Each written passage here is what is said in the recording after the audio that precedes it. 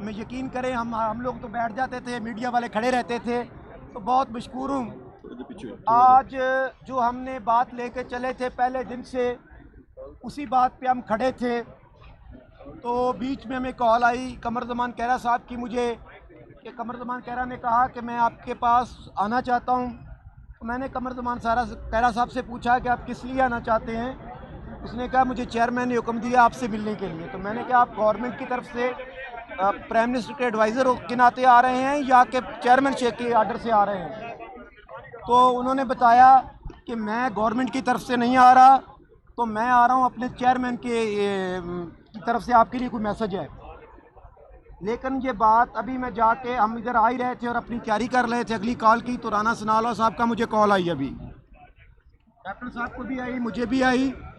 राना सनाउल्लाह साहब ने कहा कि जी आपकी डिमांड है कि प्राइम मिनिस्टर से 1 to 1 मुज़ाकरात करने। मैंने कहा जी बिल्कुल, उसके अलावा कोई नहीं। उसने कहा जी आप आ जाएं, हम प्राइम मिनिस्टर से आपके 1 to 1 मुज़ाकरात करा देते हैं, और अगर आप मुतमिन हो जाते हैं, प्राइम मिनिस्टर मुतमिन हो जाता है तो ठीक है, वरना फिर आपकी मर्ज़ी। तो मैं अभी मीटिंग के लिए प्राइम मिनिस्टर साहब के पास जा रहा हूँ। लेकिन इस बीच एक मीडिया से फ़ायदा उठाता हुआ एक मेरा इशू है जो मैं डर के मारे आपको बता नहीं रहा था, लेकिन अभी बताना चाहता हूँ। मेरे जनरल सेक्रेटरी हैं पंजाब के यासीन जज साहब 10 दिन से इसका भाई जेल में है।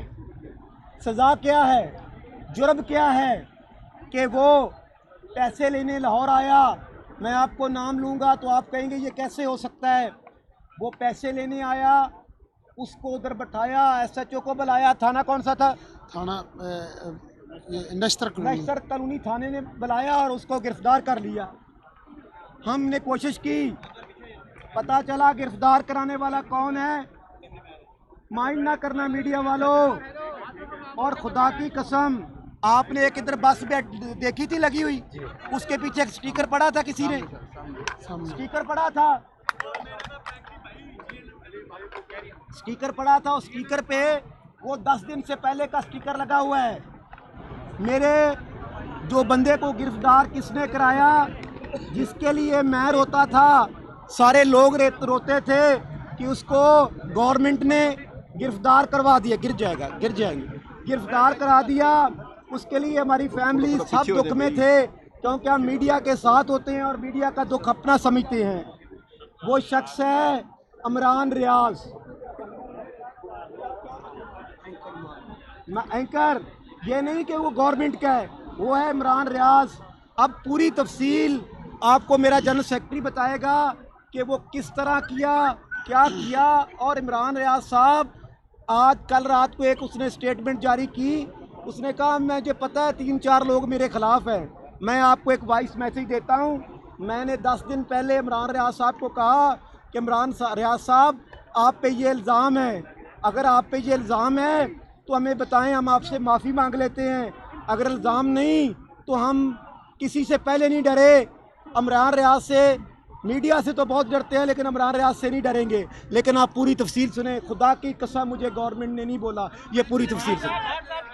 बाद में हो जाएगा केस वाला मामला, वज़ीर आज़म से जो मुलाकात हुई, फिर हमें तो बताएं, आप तो केस की तरफ से लगे तो क्या होगा? फिर सुनना नहीं था आपने, तो इसलिए मौका का फ़ायदा उठाया है। अच्छा, बिस्मिल्लाहिर्रहमानिर्रहीम। असल में इमरान रियाज और मार शराफत एक बहुत बड़ा माफिया है, और उनका काम ये किसी को नहीं पता कि ये क्या असल मसला है। असल मसला ये है कि वो जोंग, टेलीनर, जैज़ और मुख्तलिफ कंपनियों के वो वेंडर हैं, और जो वेंडर हैं वो मार शराफत के नाम के ऊपर वो ठेके लेते हैं और अरबों रुपए के वो ठेके लेते हैं। और जो बेचारे ठेकेदार हैं जो उधर ठेके लेते हैं उनको वो पैसे नहीं देते। जब वो पैसे लेने उनसे आता है शेड्यूल के मुताबिक कंपनियों से वो ले लेते हैं, लेकिन आगे जो MC हैं उनको वो जमा नहीं करवाते।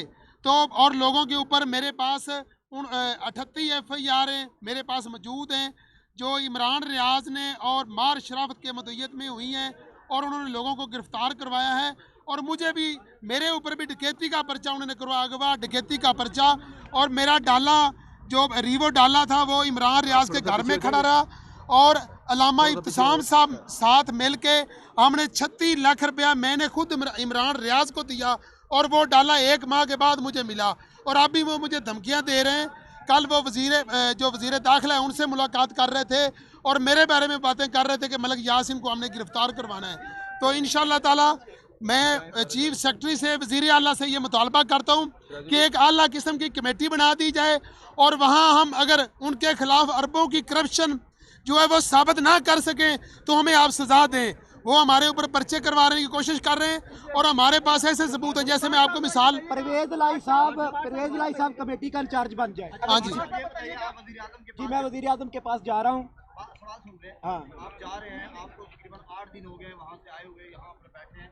आपका मेन मुतालबात तो आपके 4-5 हैं जी। अगर ज़रा ये बता रहे हैं, कुछ अगर मुतालबात आपके 1-2 माने जा रहे हैं, अगर वो माने जाते हैं, बाकी कुछ सूबाई हैं, तो क्या आप जो वफाक की तरफ से कर लिए गए तो आप चले जाएंगे या क्या फैसला होगा आपका? देखें जी, अभी तो बात है, मैं जाऊंगा। अगर अभी बात है, मैं प्राइम मिनिस्टर के पास, अभी तो मेरी कोई बात ही नहीं हुई। मैं प्राइम मिनिस्टर आपके पास जाऊंगा और खुल के बात करेंगे। वो कह रहे थे 2 आदमी आ जाओ, मैंने कहा 2 नहीं आऊँगा, कम से कम 20 लोगों के लेके आऊँगा कि कल मेरे लोग गवाह हों कि हमने आपसे क्या बात की है। वो अगर मेरे मुतालबात मान लेते हैं, मैंने तो पहले दिन से कहा हुआ है कि अगर प्राइम मिनिस्टर मेरे मुतालबात मान लेता है तो मैं इधर शौक से तो नहीं बैठा हुआ। मेरा किसान 8 दिन से लुल लाया, ना खाने का है ना पीने का है। तो ये मेहरबानी मीडिया वालों की जिन्होंने हमारा मैसेज चलाया और लोग हमें खाना दे रहे हैं। तो अगर प्राइम मिनिस्टर मेरे मुतालबात मान लेता है तो हम बिल्कुल चले जाएंगे। अच्छा खालिद साहब, ये बताइएगा कि कमरुज़्ज़मान कह रहा ने 6 बजे आना था, तो अब वो नहीं आ रहे?